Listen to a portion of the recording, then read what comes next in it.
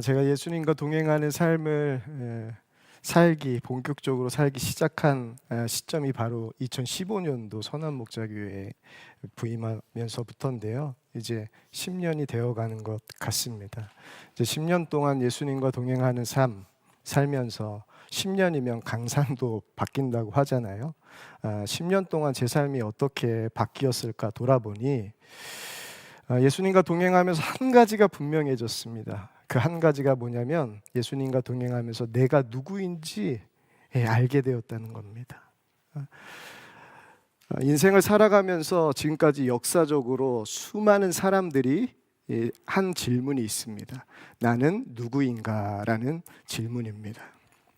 아마 여러분들도 한 번쯤은 삶을 살아가시면서 이 질문을 본인에게 던져봤을 텐데요. 여러분들은 누구입니까? 이렇게 누군가 묻는다면 여러분들은 어떻게 소개하겠습니까? 누군가 저에게 자기소개하라면 저는 이렇게 준비했습니다. 저는 지금까지 저를 버리지 않고 21년 동안 함께 해주는 사랑스러운 아내 이채원과 너무나 사랑스러운 청년이 된 20살 아들 도원이와 무엇을 해도 예쁜 고등학교 1학년 딸 서원이와 함께 늘 예수님과 동행하며 천국의 기적으로 살고 싶은 임동혁입니다. 목사입니다. 이렇게 소개할 것 같아요. 이 소개 어디서 많이 들어보셨나요? 아버지 학교를 해보신 분들은 이렇게 소개를 합니다. 요즘에 제가 말씀을 사역하러 여러 곳을 다니면서 말씀 사역할 때 요청을 해요. 본인 소개에 대한 요청을 하는데 저 스스로를 소개해야 되니 약간 쑥스럽기도 하고 그렇습니다. 그런데 분명하게 제 소개를 할 때 이렇게 길게 소개하지 않습니다. 한 가지로 소개하는데 예수동행 운동하는 임동혁 목사입니다.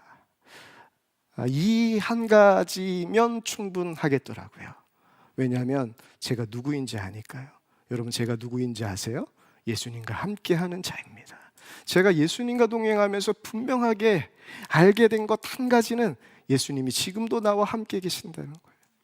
내가 어디에 있을 때든지 주님은 나와 함께 계시다는 것, 이거 알고 있습니다. 예수동행 집회가 이제 오프라인 정기 집회에서 오늘부터 새롭게 매주 집회로, 근데 온라인 집회로 전환되었습니다. 새롭게 바뀐 것 중에 하나가 뭐냐면 이 예배가 마친 후에 보통은 우리가 함께 기도하고 안수받는 시간이 오프라인에서는 있었는데요. 그것보다 더 놀라운 시간이 우리에게 일어날 겁니다.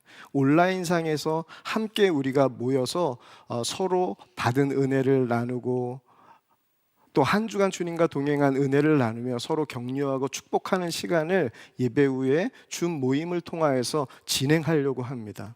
여러분 한번 꼭 참석해 보세요. 오늘 온라인 예배에 참여하신 모든 분들 참여해 보시길 바랍니다. 그때 여러분을 소개하는 시간이 있어요. 근데 소개는 어떻게 하는 거냐면 저는 이렇게 소개할 겁니다.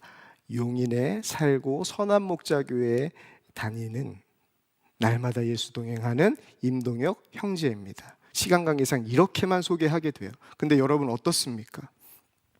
예수님과 동행하는 임동혁 형제입니다. 이것 안에 저에 대한 모든 소개가 다 들어있다라고 생각합니다. 여러분, 저는 오늘 이 자리에서 예수동행 첫 번째 집회, 이 집회를 준비하면서 하나님께서 주셨던 마음이 있습니다. 예수동행하면서 가장 크게 받은 은혜를 나누라는 주님의 말씀인데 그 말씀 가운데 제 마음을 항상 요동치게 했었던 말씀 중에 하나가 바로 오늘 고린도후서 5장 17절 말씀이에요. 그런즉 누구든지 그리스도 안에 있으면 새로운 피조물이라. 이전 것은 지나갔으니 보라, 새 것이 되었도다. 저는 이 말씀이 정말 하나님께서 저에게 허락해 주신 놀라운 은혜의 말씀이라고 여겨져요. 여러분, 그리스도 안에 있으면 누구든지 새로운 피조물입니다. 이것이 정말 놀라운 은혜예요. 우리는 어떤 존재예요? 피조물입니다. 원숭이에서 진화된 존재가 아니라 하나님께서 특별히 택하시고 창조하신 그 피조물입니다. 피조물이기 때문에 나를 가장 잘 알고 계신 분이 계세요. 나보다 나를 더 잘 알고 계신 분이 바로 우리 주님이세요. 그 주님 앞에 나아가는 것이 바로 내가 누구인지 정확하게 아는 자입니다. 근데 많은 사람들이 어디에 있습니까? 주님 밖에 있어요. 주님 안에 있지 않고 주님 밖에서 살아갑니다. 그래서 평생 자기가 누구인지도, 진짜 자신이 누구인지도 모르고 살아가는 사람들이 너무 많습니다. 여러분, 정말 안타까운 일입니다. 근데 더 큰 문제는요, 자신이 누구인지 알면서도 자신답게 살지 못하는 사람들도 있다는 겁니다. 내가 주님과 함께하는 자임을 알고 있지만 주님과 함께하는 자가 아닌 여전히 내 힘으로, 내 노력으로 살아가는 사람들이 참 많이 있습니다. 오늘 이 시간을 통하여서 만약 이 온라인 예배를 통하여서 예배하는 이들 가운데 아직 주님 밖에 계신 분들이 계시다면 오늘 예배를 통하여서 주님 안에 거하는 은혜가 여러분들에게 있길 원합니다. 주님 안에 거하는 분명한 길은 예수님을 나의 구주로 영접하는 거예요. 구원받은 자만이 그리스도 안에 거하게 됩니다. 그 구원받는 은혜가 여러분들에게 있길 원합니다. 구원받았지만 예수님이 내 안에 계신 것을 알고 있지만 예수님 안에서 살아가지 않고 예수님 밖에서 살아가는 성도들이 계시다면 오늘 예수동행 집회를 통하여서 주님 안에 거하는 놀라운 회복이 여러분들 가운데 있길 축복합니다. 예수동행 집회는 어떤 집회냐? 바로 이런 집회입니다. 그리스도 안에 거하는, 주님의 임재 안에 충만히 거하여 주님께서 우리를 위해서 역사하시는 그 생명의 역사를 누리고 그 역사 속에서 하나님을 기뻐하는 집회, 영혼이 살아나고 생명이 살아나는 집회가 예수동행 집회입니다. 이 시간을 통하여서 여러분의 삶 가운데 놀라운 하나님의 사랑이 마르지 않고 있다는 사실을 누리시길 축복합니다. 오늘도 이 집회를 통하여서 여러분들이 단 하나를 얻고 간다면 다 얻은 것입니다. 그것이 바로 예수 그리스도입니다. 예수 그리스도가 나를 얼마나 사랑하시는지, 그래서 그리스도 안에서 오늘도 나를 새로운 피조물로 다시금 빚으시고 역사하시는지 알게 된다면 우리는 그 하나님 앞에, 그 주님 앞에 거할 수밖에 없게 됩니다. 여러분, 새로운 피조물 누가 될 수 있어요? 누구든지 될 수 있다고 오늘 말씀은 분명히 이야기합니다. 누구든지, 여러분이 어떤 형편에 있든지 예수님 안에 거하기만 하면 우리는 피조물이 되고 우리의 삶은 이로 인해 완전히 다른 삶이 됩니다. 제가 지난 3월 말에 말레이시아 유스 코스타를 섬기고 왔는데요, 그 코스타 가운데 함께 강의를 섬겼던 한 선교사님을 제가 잊을 수가 없어요. 그 시간에서 그 선교사님의 삶, 하나님께서 그 선교사님과 함께 하시는 그 삶의 역사를 들으면서 큰 은혜와 도전을 받았습니다. 그분이 누구냐 하면 케냐 선교사로 섬기시는 김혜영 선교사님이세요. 이 선교사님에게는 닉네임이 있습니다. 그 닉네임이 뭐냐면 작은 거인이에요. 작은 거인인데 이 선교사님에게는 늘 숫자가 따라다닙니다. 그 숫자가 뭐냐면 134예요. 여러분, 134 무엇을 의미할까요? 바로 그 선교사님의 키입니다. 그 선교사님의 키는 134cm예요. 너무 작죠.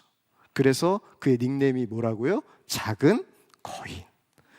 그 선교사님의 강의를 들으면서 그분이 왜 작은 거인인지 제가 분명히 깨달을 수 있었어요. 그 선교사님은요, 집안에서 태어났는데 할아버지가 딸이 태어났다고 역정을 내셨다고 합니다. 매일매일 역정을 내셨는데 그 역정을 그의 아버지가 들으시고 화를 못 참으시고 그 어린 아이를 집어 던지셨대요. 집어 던지셔서 척추 장애를 안게 된 겁니다. 태어난 지 3일 만에. 그래서 평생을 지금도 척추 장애를 안고 살아가세요. 그러면서 그 어머니도 딸 낳았다는 이유로 시아버지한테 갖은 구박을 받은 거예요. 그러면서 이 어머니에게 정신적인 이상이 왔어요. 정신적 이상이 오면서 이 딸을 보면 하는 말이 너는 잘못 태어났어. 다 너 때문이야. 너 나가 죽어버려. 이런 이 세 마디의 말을 어머니의 학대를 받으면서 자라났다고 하세요. 그리고 14살이 되던 때에 도저히 견딜 수가 없어서 가출합니다. 가출해서 가정부를 시작으로 홀로 살기를 시작합니다. 한의원 집에 들어가서 가정부를 하면서 배움의 길이 열려 직업학교에도 가게 됩니다. 그래서 직업학교에서 한 사람을 만납니다. 이 아이에게 예수님을 전하는 그 한 선생님을 만나게 되면서 이 선교사님, 이 혜영이라는 아이가 인생이 바뀌어지기 시작해요. 이 선생님, 자기가 예수 믿지 않는 모습을 보고 안타까워하면서 매일 우는 소식을 그 친구로부터 전해 듣고 이 아이가 교회에 나가기 시작합니다. 그리고 직업학교를 마치고 취직이 돼서 용인으로 첫 번째 공장에 가게 되는데 그곳에서도 정말 잊을 수 없는 목사님 부부를 만났다고 해요.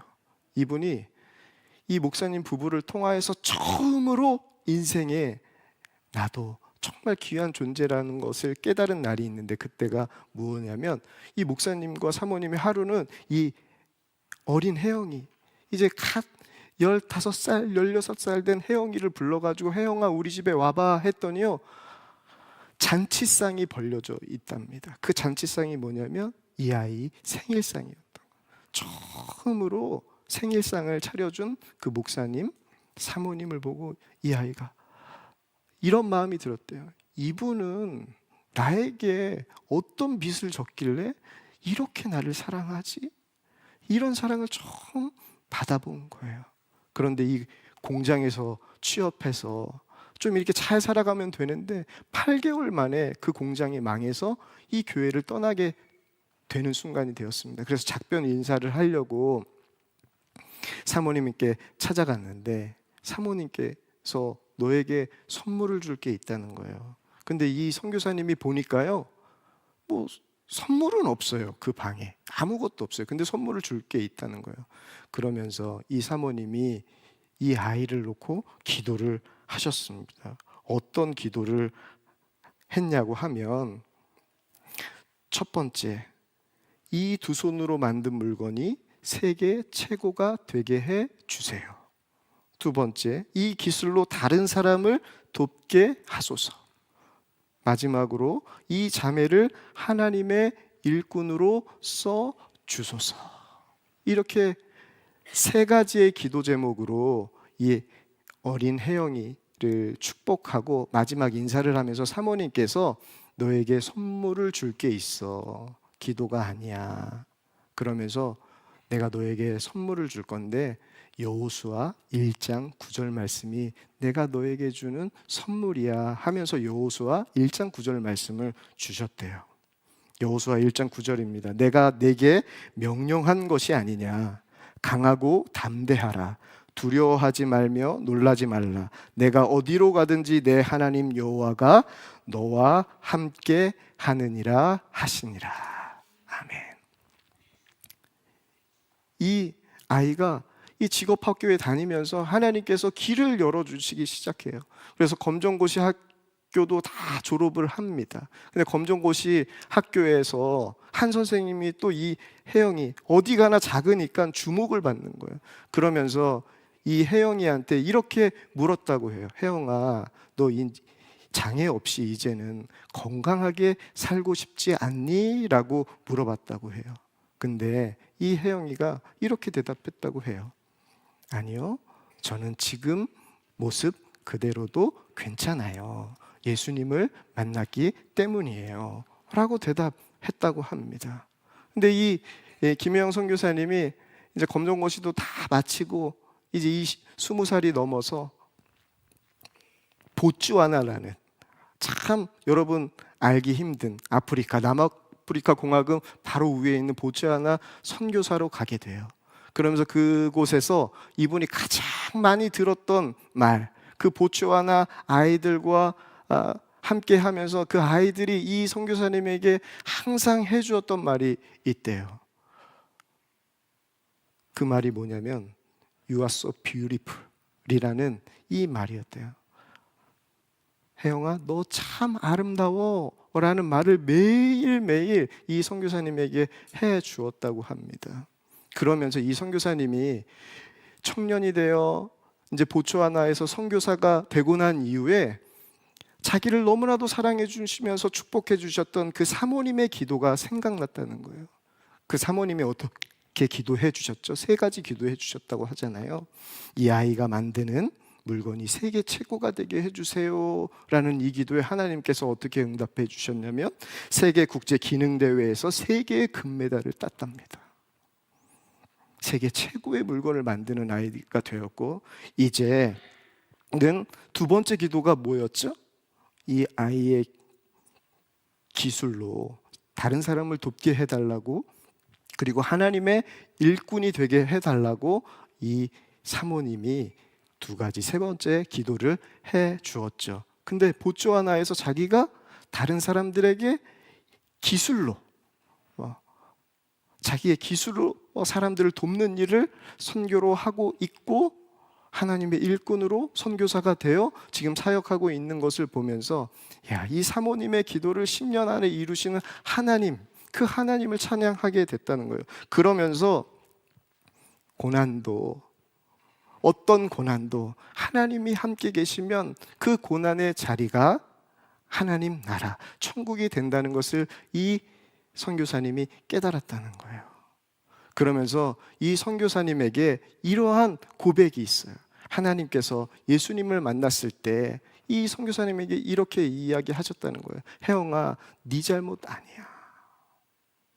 너 잘못 태어난 거 아니야. 너는 존귀한 나의 자녀야.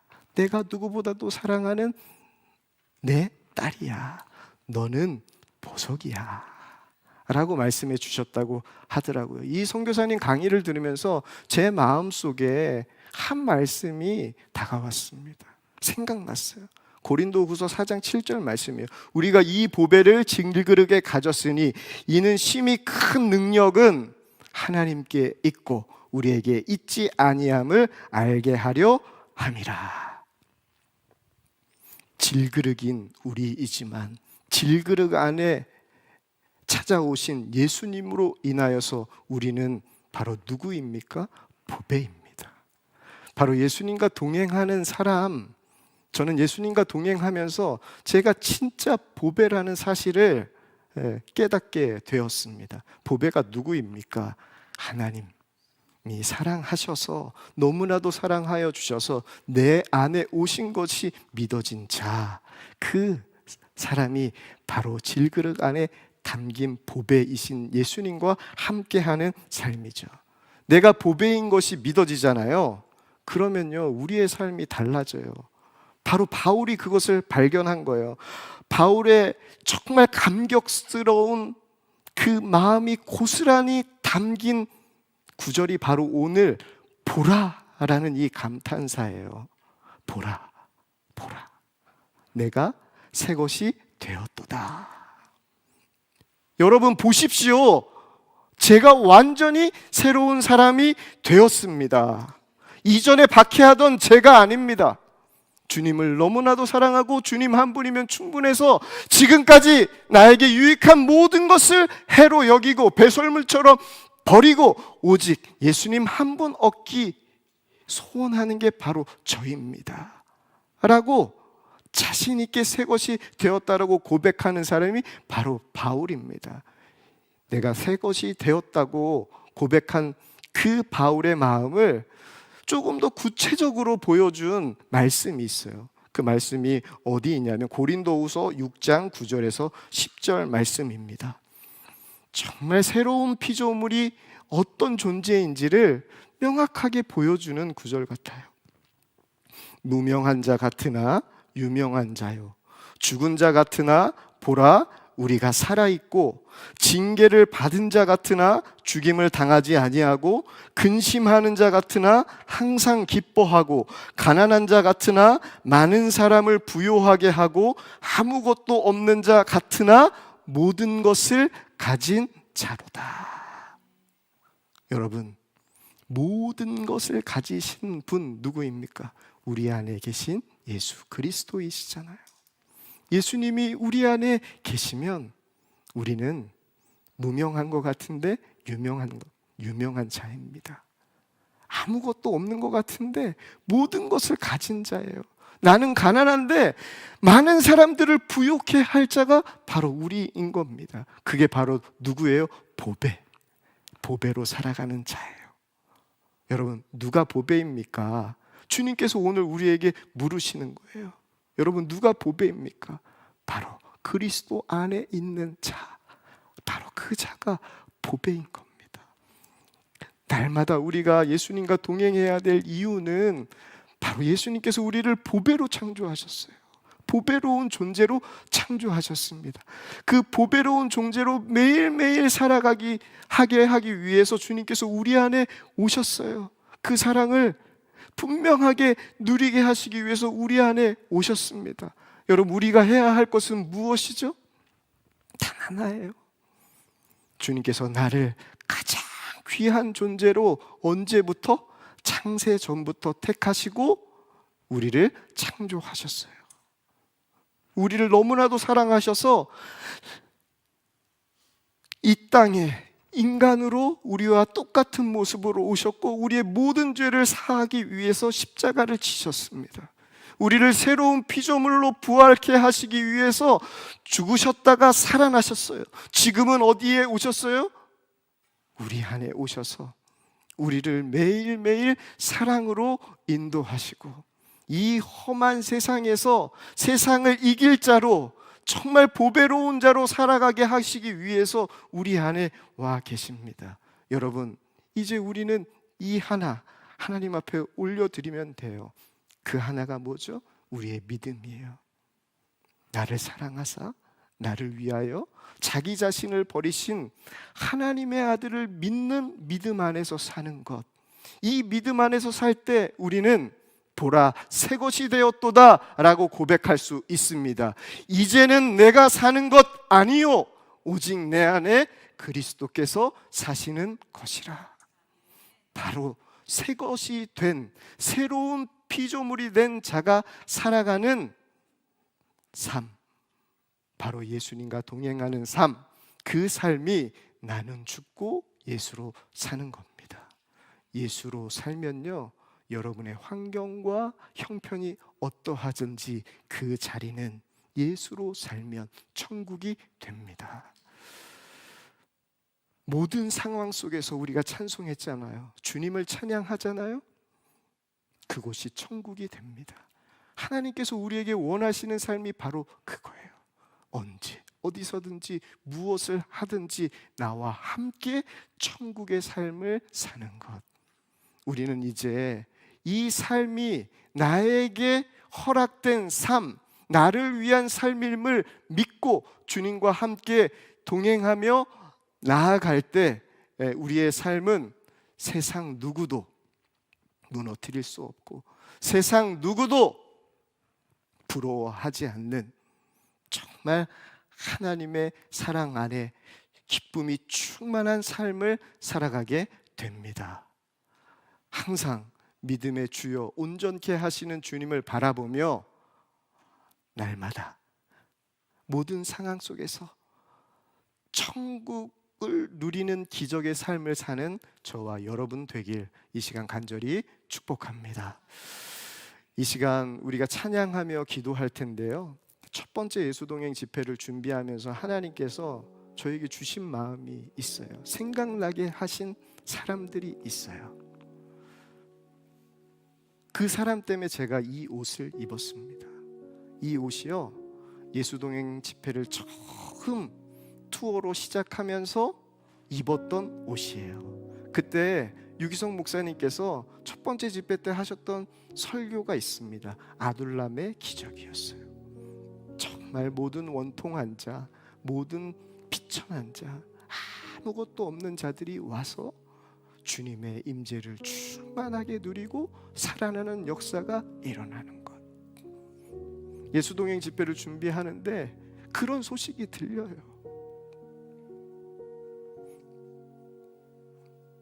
원통한 소식이 들려요.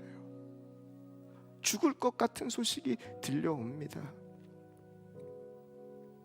그런 소식을 들으면서 제가 주님께 기도하면서 주님께서 저에게 주셨던 마음은 단 하나였습니다.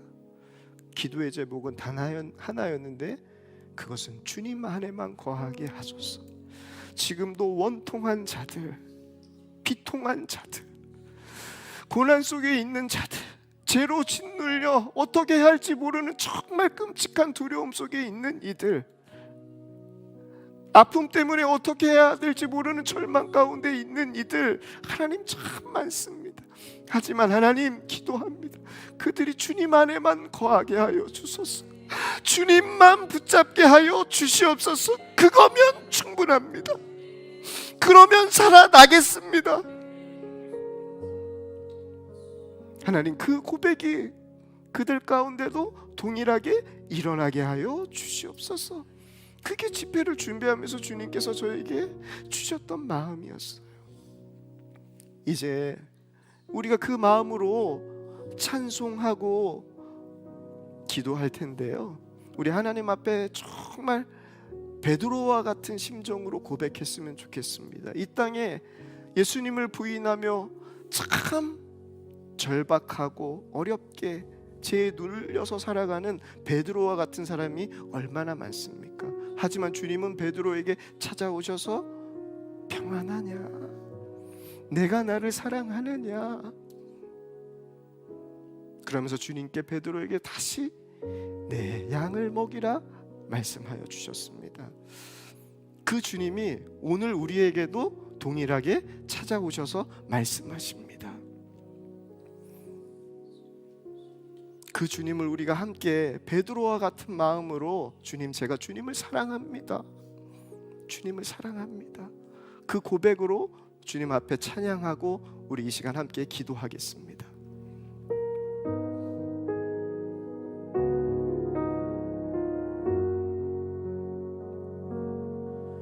내가 가장 후회하지 않으니 예수를 따르는 일, 내 금을 버리고 내 사랑들 뒤로 하고 나를 부르신 주님과 동행하는 일, 나의 평생의